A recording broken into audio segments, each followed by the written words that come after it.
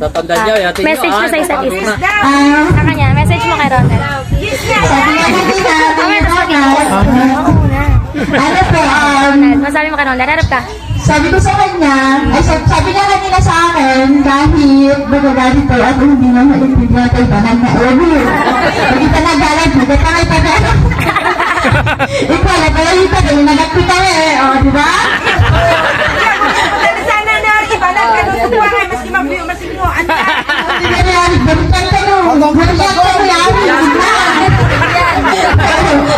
ka nangyari, so, sabi ng advisors nila ng mga nagbigay kanina ng mga mensahe ay naniniwala ko na sa pamagitan ng panalangin at gabay ay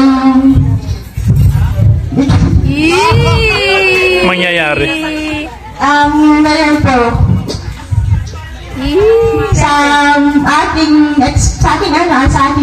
sa ating capacity gagawin ko kung ano yung mas the best para sa atin, pero may tumala ako na yung guide pa rin ni Lord ang malaig sa atin bilang mag-asawa na.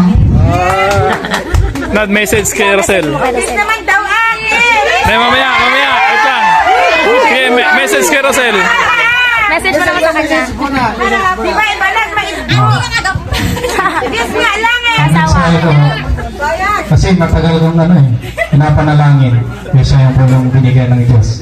May sabi nga sa Biblia, ang mabait, ang bahay at kayamanan minamana sa magulang. Ngunit, ang mabait ng asawa kung ibigay ng Panginoon. Amen. Salamat ka na sa Diyos kasi siya po yung binigay na mapala ang magkagawan. Honey, gagawin mo lahat bilang isang asawa, bilang magiging tatay ng mga anak natin sa abot ng ating makakaya. Kaya ibibigay ko yung abot ng mga lahat. Lalong-lalo na yung may pagpala natin sa gawain. Amen.